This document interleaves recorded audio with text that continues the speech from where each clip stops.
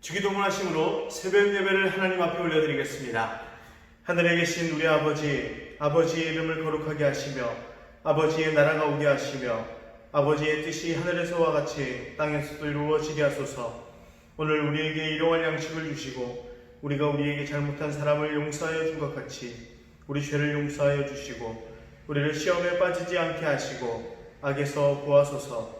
나라와 권능과 영광이 영원히 아버지의 것입니다. 아멘. 우리 찬송 93장 하나님 앞에 올려드리겠습니다. 93장입니다.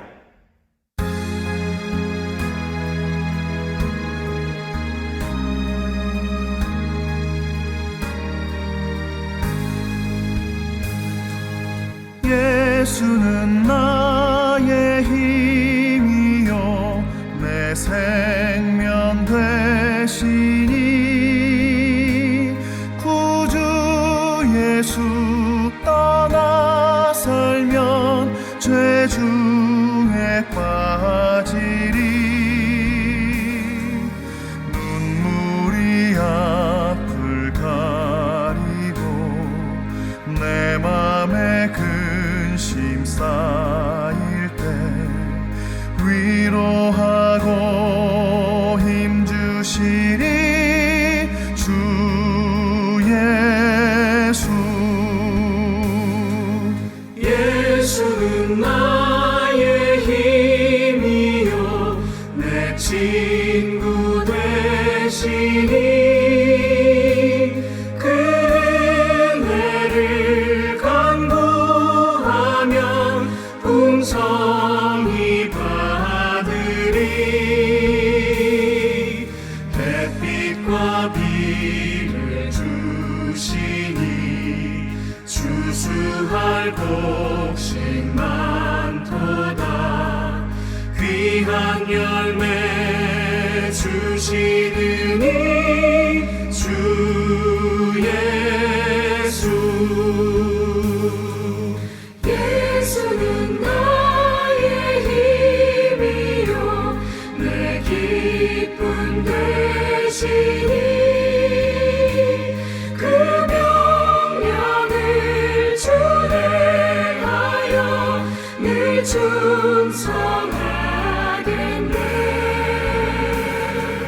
주야로 보호하시며 바른 길 가게 하시니 의지하고 따라가리 주 예수.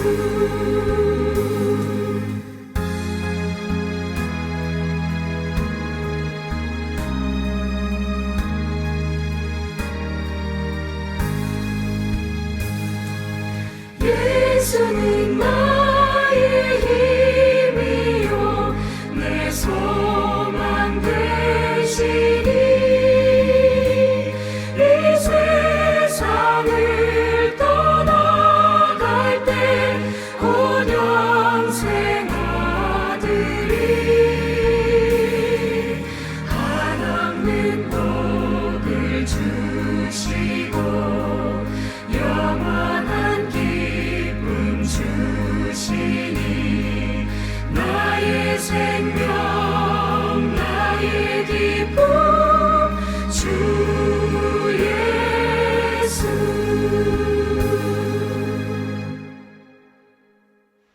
오늘 주신 말씀은 야고보서 5장 1절에서 6절 말씀입니다. 야고보서 5장 1절에서 6절 말씀 제가 읽도록 하겠습니다. 들으라 구한 자들아, 너희에게 임할 고생으로 말미암아 울고 통곡하라. 너희 재물은 썩었고 너희 옷은 좀 먹었으며 너희 금과 은은 녹이 슬었으니 이 녹이 너희에게 증거가 되며 불같이 너희 살을 먹으리라. 너희가 말세에 재물을 쌓았도다. 보라, 너희 밭에서 추수한 품꾼에게 주지 아니한 삭시 소리 지르며 그 추수한 자의 우는 소리가 만군의 주의 귀에 들렸느니라. 너희가 땅에서 사치하고 방종하여 살육의 날에 너희 마음을 살찌게 하였도다. 너희는 의인을 정죄하고 죽였으나 그는 너희에게 대항하지 아니하였느니라. 아멘. 오늘 본문은 하나님이 없는 그 부자의 인생 철학을 몇 가지 다루고 있습니다. 먼저는 물질주의입니다. 하나님이 없는 부자는 재물을 쌓기만 합니다. 창고에 넣어 썩을 정도로 재물을 쌓고 라고 2절 말씀에 나와 있고요. 금과 은이 녹이 쓸 정도로 재물을 쌓는다 라고 3절 말씀에 이렇게 말하고 있습니다. 금과 은은 녹이 쓸지 않은 것인데 야고보가 그것을 몰라서 한 소리입니까? 아닙니다. 그 정도로 탐심이 대단하다라는 것을 이 말씀을 통해서 강조하고 있다는 것입니다. 그리고 4절 6절에는 폭력주의를 이야기하고 합니다. 그들은 품꾼을 착취하고 폭력을 휘두른다 라고 말하고 있습니다. 그리고 5절에는 쾌락을 즐긴다라고 이야기합니다. 물질주의, 폭력주의, 쾌락주의는 결국 한 것이죠. 재물을 모으자니 폭력이 필요하고 폭력으로 모은 돈을 자기만을 위해 쓰려니 사치에 빠지게 된다는 것입니다. 그들은 불나비처럼 자신의 인생을 불태웁니다. 살찐 돼지처럼 잘 먹기 위해서 배불려집니다. 그런 철학으로 살면서 그들 스스로 어떻게 느끼면서 살아갈까요? 과연 행복하다고 생각할까요? 아닙니다. 그들 스스로도 자신에게 행복이 없는 것을 잘 압니다. 그런 면에서 부자가 우리보다 한 가지 진리는 분명히 더 알고 있습니다. 무엇이냐면 이것이 부자의 위대한 유산입니다. 그 진리란 무엇입니까? 돈이 사람을 행복하게 만들지 않는다. 돈만으로 모든 것이 되지 않는다라는 진리입니다. 그 사실을 누가 제일 절실하게 깨달을까요? 바로 가진 자, 바로 부한 자들일 것입니다. 사람은 돈이 있으면 정말 행복할 것 같다라는 생각을 가집니다. 돈이 많이 없어 본 사람은 이러한 생각을 가끔 합니다. 그러나 부자들은 그런 생각에 대해서 꿈 깨십시오 라고 말할 것입니다. 부가 행복과 관련이 없다라는 사실을 제발 알라 라고 말할 것입니다. 이 부유한 것이 일시적으로 우리에게 편안함을 주는 것은 사실입니다. 그러나 그 편안함으로 생기는 손해까지는 생각하지 못합니다. 부는 나태함과 무변화, 자기 발전에 대한 무의식을 가져다 줄 기회가 많고 교만과 그리고 돈을 보면 볼수록 욕심을 절제하지 못하게 합니다. 그러므로 돈이 주는 편안함이 손해라는 것이 아니라 이러한 잘못된 결과들이 우리의 인생에 손해가 된다는 것입니다. 그래도 체험을 못해본 사람에게 그러한 환상을 가진다고 탓할 수도 없는 노릇입니다. 그러나 부자의 충고를 귀담아 들으면 결코 손해는 없을 것입니다. 이러한 모습을 보면서 우리는 어떠한 자세를 취해야 할까요? 부를 멀리해야 합니까? 돈을 멀리해야 합니까? 아닙니다. 그렇다면 부에 관해 어떠한 자세를 우리는 취해야 할까요? 먼저는 부에 대한 사명감을 우리는 가져야 합니다. 부를 무작정 외면하고 멀리하는 것이 하나님의 뜻이 아니라는 것입니다. 그렇게 무책임한 자세를 취하면 어떠한 결과가 생기게 될까요?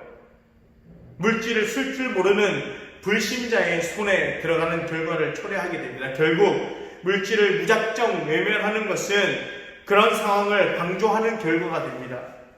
그러므로 소중한 부가 불신자의 손에 농락되지 않게 욕심이 아닌 거룩한 하나님의 사명감을 가지고 땀을 흘리고 최선을 다해 정당하게 올바르게 부를 추구하도록 우리는 노력해야 한다는 것입니다. 그리고 최선을 다해 빚을 짓지 않도록 우리는 해야 합니다. 지구 최후의 날까지, 그 최후의 날이 가까운 그날까지 오는 증거 중에 하나가 짐승의 경제 체제가 다가오는 것입니다. 즉 그리스도가 사람들에게 666표를 주게 하고 그 표가 없는 사람에게 매매를 금지한다는 것입니다. 계시록 13장에 나옵니다. 이것은 적그리스도가 경제권을 쥐고 그 체제 하에서 사람들이 경제적으로 통제를 받게 된다는 것을 의미합니다. 어떤 분은 다짐할 것입니다. 나는 절대로 그들에게 통제받지 않을 것이다. 그 뜻은 너무나 가상하고 소중한 일입니다. 그러나 빚을 지게 되면 선택의 여지가 없습니다. 짐승의 경제 체제를 따를 수밖에 없습니다. 성경은 빚진 자는 빌려준 자의 종이 된다라고 말합니다. 만약 내가 빚을 지고 있다면 누군가 다른 사람이 나의 영적인 지배자가 되어버립니다. 그러면 우리는 가정 경제 및 재정 문제에 있어서도 하나님의 기적적인 능력을 사모하며 욕심을 부리지 않는 상태에서 재정적인 윤택을 추구하도록 노력해야 할 것입니다. 물론 물질적인 은혜를 받는 것, 이것도 복음의 한 부분임을 결코 잊지 말아야 합니다. 꾸어줄지라도 꾸지 않는 성도가 되는 것, 그것이 하나님께서 진실로 원하는 것입니다. 우리는 우리에게 주어진 부를 잘 활용해야 하겠습니다. 그것을 선한 일에 쓰지 못하고 움켜쥐고 있다가 심판날에 잘못 살았던 증거물로 제출하는 그런 일은 우리의 인생에, 우리의 삶에, 우리의 신앙에 없어야 될 것입니다.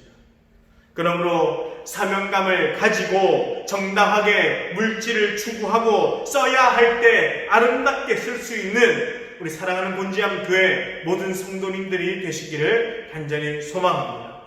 그것이 바로 물질적인 은혜를 받는 것의 참된 의미일 것입니다. 오늘 하루도 우리에게 주신 시간, 그리고 물질, 그리고 우리에게 주신 모든 것들을 우리 주변 이웃들에게 흘려보내는 우리 귀한 하루를 살아내는 모두가 되기를 소망하겠습니다. 기도합니다. 살아계신 하나님, 살아가면서 우리에게 물질적인 은혜도 필요함을 압니다.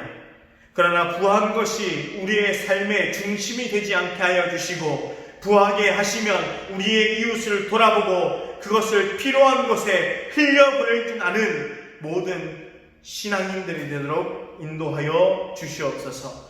오늘 하루도 하나님의 은혜와 사랑을 흘려보내며 살아가게 하시고, 그리스도께서 주신 정직함으로 살아내는 하루가 되게 하여 주옵소서. 그렇게 살아가게 하여 주실 것을 믿고 감사드리며 예수님의 이름으로 기도합니다. 아멘.